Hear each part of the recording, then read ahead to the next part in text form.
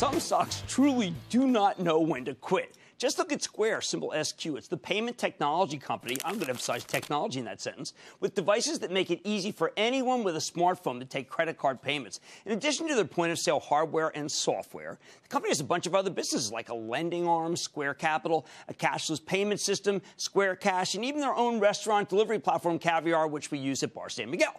Ever since its IPO nearly 2 years ago, this stock has been on fire. In fact, just since the beginning of 2017, Square's stock has effectively tripled.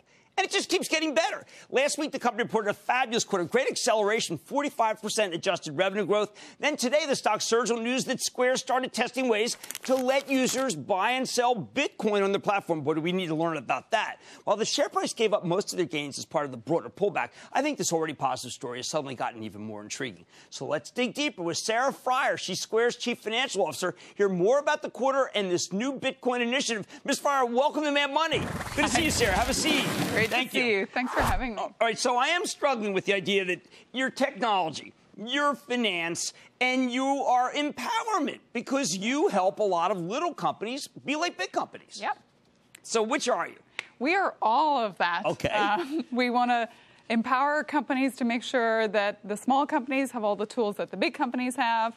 We started with a simple thing, never miss a sale, right. And today we help you manage your whole business. And how many, what total addressable market and how many customers could there be? So we look at it in the U.S., we think we have about a $26 billion adjusted revenue opportunity. This year we'll get close to about $1 billion, so we're only about 4% penetrated, and that's just the U.S. We look at same struggles for small businesses globally, so about an 8x opportunity when you start taking it outside the U.S. Okay, now we see small business, really small merchants. They go to flea market and they have it. Yep. But for a restaurant, you've got a device too that can do more? So we really try to span the whole continuum. We don't really see ourselves running out of room. Like, how big a business could use Square? You're right, it often starts small. Farmers Market is a great example. But then you start looking at some of the new hardware that we've just launched, which we love. Right. This is great for a larger seller, someone who maybe has multiple registers sitting on a countertop, a bar like Bar San Miguel. Okay. All the way up to, with our API platform, we now can work with really big merchants who want to do something innovative at the point of sale.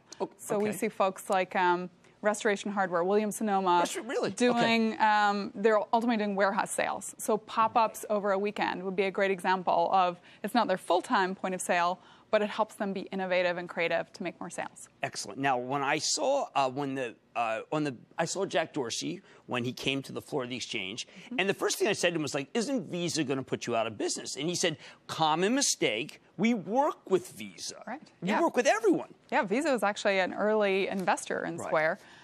Yes, we do. I think people get mixed up between what is a payment type. So we think of cash, checks, any form of digital motion, debit cards, credit cards, all the way up into potentially virtual currency. Those are all ways that a buyer wants to pay for what they're taking from the seller. So we work with Visa, we work with Amex, we work with MasterCard, we work with Apple Pay, Android Pay. Whatever way I, as the buyer, want to make the sale happen or pay for the good, we want to make sure the seller can always make that sale. Right, well, Sarah, you just brought up virtual currency. I was looking at Credit Suisse piece this morning.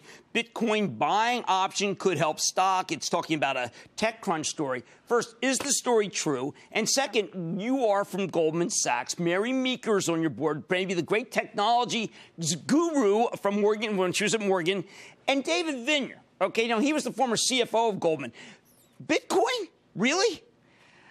So we're a payment innovator, and therefore I think it behooves us to always know where are payments going. And one thing I will tell you now, working within a company, so no longer kind of sitting on the other side watching, is you just don't do academic papers at companies. You have no time. And so the only way to get people invested in figuring out what is the what about something new is to actually create a product and actually get it out there. When we develop products at Square, we spend a lot of time listening to what our customers want and what we heard from individuals. So this isn't sellers asking to accept Bitcoin. This is individuals using Square Cash to make payments. You better explain Square Cash to people because that just sounds like a different kind of cash, but go ahead. I'll come through with Square Cash. All right, but Square Cash, individuals saying, we want an easy way to buy and sell Bitcoin, right? You're talking about it. It's out there. And so we want to do an experiment and say, okay, is this real? Do customers actually want to be able to do this? And then what it does internally is it makes everyone who supports that sort of innovation get to work and figure out, how do we do this and do this in the right way? Now, Jamie Dimon famously said that it could be a fraud. Lloyd Blankfein, Goldman Sachs, is kind of questioning about it. Now, but your customers are demanding it, so it really doesn't matter whether someone thinks it's a fraud. If your customer wants it, you're going to be there helping. I think ultimately you have to be out there taking some risk and being able to go where innovation is going. To kind of decide up front that something, you shouldn't do it. I mean, it feels like the early days of the internet or the early days of the shift to the cloud, right? How many people said, we'll never take data outside our data center, right? That's not safe. And then look at what my old boss, Mark Benioff, has done, for example. I know you know him well. So I look at digital currency like that. I don't think we know yet what it's going to be, but I think it absolutely, as an innovator, Square has to be there to let a customer do what they want to do. Well, we should talk about the innovation because, for instance, you have a call on my register if you want it, so you actually know the cash flows. I was initially very suspect about the idea that you'd be making these loans to small business, but you actually know more about the cash than any other provider. That's exactly right. So when we looked at a product like Square Capital, we said, is there a need? It goes back to what do our customers want? And we know that small businesses don't get access to capital. We're offering loan sizes of $6,000, $7,000, right? A bank can't do that. It's way too cost prohibitive. What's our competitive advantage? We have access to data, so the signal we get from payments is not like anything else. We have an installed base of customers that know us and trust us, and we have a way to offer the product where it matches their working capital. So when business is good, they pay back more. When business is bad, they pay back less, and they love it. So again, we're able to do it with loan loss rates that have been, approximately 4%. So when you think about who we're lending to, that's an amazing outcome. Yes, it is, because those are allegedly the most dangerous people to lend. Now, you mentioned Mark Benioff, and we know that these people are vested, so they're not going to. But one of the things that Mark has taught us is that if you can have access to big data and can analyze it, you can make much better decisions. So have you been able, if someone takes this, can I get the data?